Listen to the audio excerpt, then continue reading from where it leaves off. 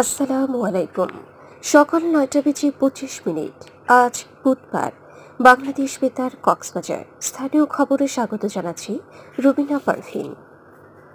প্রধানমন্ত্রী শেখ হাসিনা দেশের সমুদ্র সীমা থেকে প্রতিটি সম্পদ আহরণের পাশাপাশি সুনীল অর্থনীতি ব্লু ইকোনমি বাস্তবায়নে সহযোগিতা চেয়েছেন। এশীয় উন্নয়ন ব্যাংকের এডিবি ভাইস প্রেসিডেন্ট ইংমিং ইয়াং গতকাল রাতে প্রধানমন্ত্রীর সংসদ ভবন কার্যালয়ে তার সঙ্গে সৌজন্য সাক্ষাতে এলে প্রধানমন্ত্রী এই সহযোগিতা চান।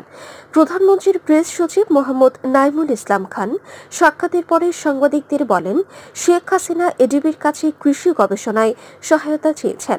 যদিও বাংলাদেশ এই ক্ষেত্রে ভালো করছে এবং দেশে প্রচুর ভালো গবেষক রয়েছেন। এডিবির ভাইস প্রেসিডেন্ট ইংমিং ইয়াং প্রধানমন্ত্রী শেখ হাসিনার নেতৃত্বের ভূয়সী প্রশংসা করে বলেন, এডিবি নগর ও পানি নীতিতে তাদের সহায়তা মোট সহায়তার ১৩% থেকে বাড়িয়ে ২৬% করার সিদ্ধান্ত নিয়েছে। তিনি উল্লেখ করেন যে এডিবি বৃহত্তর ক্ষেত্রে কৃষি গবেষণায় সহযোগিতার পাশাপাশি স্বাস্থ্য প্রকল্প এবং ডিজিটাল প্রযুক্তিতে বাংলাদেশকে সহায়তা করতে চায়। দেশের ১৯টি অঞ্চলের উপর দিয়ে ৬০ কিলোমিটার বেগে বজ্রসহ ঝড় হতে পারে। তাই এসব এলাকার নদীবন্দরে তোলা হয়েছে সতর্কতা সংকেত। মঙ্গলবার সন্ধ্যায় এমন পূর্বাভাস দিয়েছে আবহাওয়া অফিস। আবহাওয়াবিদ শাহনাজ সুলতানা জানান, চট্টগ্রাম, কক্সবাজার, নোয়াখালী, কুমিল্লা, যশোর, খুলনা, পটুয়াখালী, সিলেট সহ অন্তত ১৯ অঞ্চলের উপর দিয়ে দক্ষিণ অথবা দক্ষিণ পূর্ব দিক থেকে ঘণ্টায় ৪৫ থেকে ৬০ কিলোমিটার বেগে অস্থায়ীভাবে দমকা অথবা ঝোড়ো হাওয়া সহ বৃষ্টি অথবা বজ্রসহ বৃষ্টি হতে পারে। এদিকে গত ৪ দিনের টানা বর্ষণে কক্সবাজারে পাহাড় ধসের সংখ্যায় রয়েছেন। এতে ঝুঁকিপূর্ণ পরিস্থিতির সৃষ্টি হয়েছে পাহাড়ের পাদদেশে অবস্থানরতদের। তবে প্রশাসনের পক্ষ থেকে জোর প্রচেষ্টা চলছে লোকজনকে নিরাপদ স্থানে সরিয়ে নিতে। জেলা প্রশাসকের নির্দেশনায় নির্মিত মাইকিং সহ অভিযান অব্যাহত রয়েছে।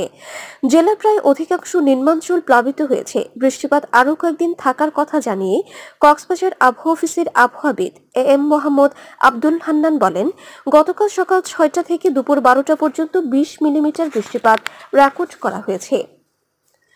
উখিয়ায় জন্ম ও মৃত্যু নিবন্ধন টাস্ক ফোর্স কমিটির সভা গতকাল রাজাপালং ইউনিয়ন পরিষদ হলরুমে অনুষ্ঠিত হয়েছে।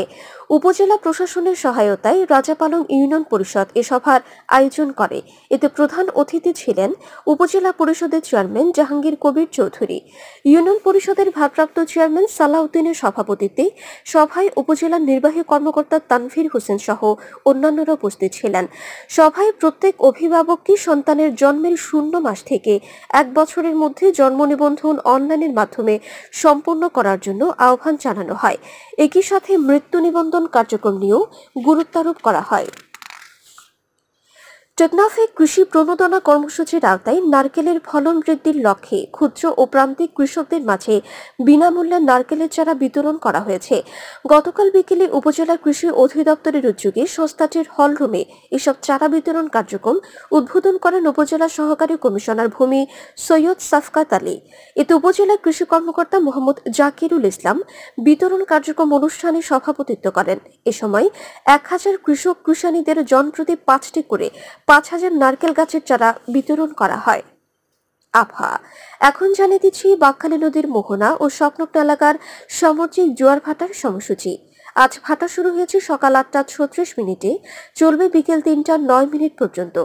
জোয়ার শুরু হবে বিকেল ৩টা ৯ মিনিটে, চলবে রাত ৮টা ৪৮ মিনিট পর্যন্ত। সবশেষে পর্যটক বার্তা। পর্যটন নগরী কক্সবাজারে আগত ভ্রমণ পিয়াসুদের সাগরের পানিতে নামার পূর্বে সাবধানতা অবলম্বন করার জন্য অনুরোধ করা হচ্ছে। যারা সাঁতারে দক্ষ নন তাদের পানিতে বেশি দূর যাওয়া উচিত নয়। ভাটার সময় স্রোতের সাগরমুখী টান প্রবল হয়, সাগরের গভীরে ভেসে যাওয়া এমনকি প্রাণহানির আশঙ্কা থাকে।